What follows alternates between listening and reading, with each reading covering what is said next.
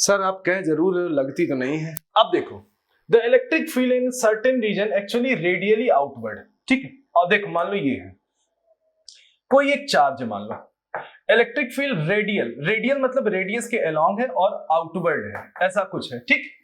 और वो गिवन है कुछ ऐसा, E is equal to A R, ठीक। बट आर अगर हम ध्यान से देखें, रेडियस कितना दिया है, ए दिया है। रेडियस कितना दिया है, contain a sphere of radius a. तो ये जो आर है वो ए है, तो इसको हम क्या लिख सकते हैं, ए लिख सकते हैं। तो ये हमारी इलेक्ट्रिक फील्ड हो गई। बोलो क्लियर। अब बोला क्या है, centre at the origin of the field will be given bye, फिर से ध्यान से पढ़ते हैं क्वेश्चन में क्या दिया है, देखो ध्यान से।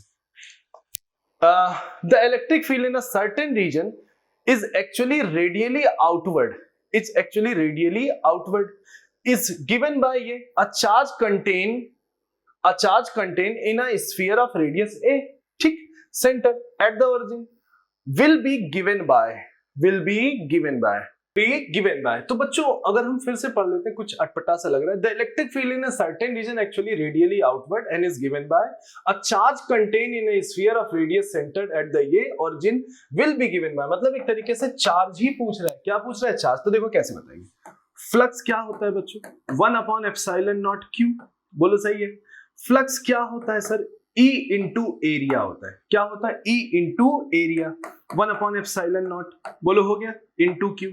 तो Q की वैल्यू क्या हो गई, E/ε0।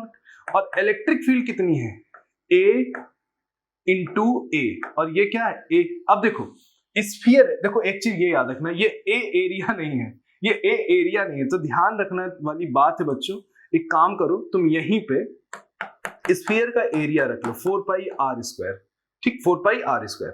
बट इलेक्ट्रिक फील्ड भी रख दो कितनी, A इंटू A। R की वैल्यू कितनी है, A, तो इसको भी रख लो यहीं पे, तो ये A² हो जाएगा, 1/ε और ये Q।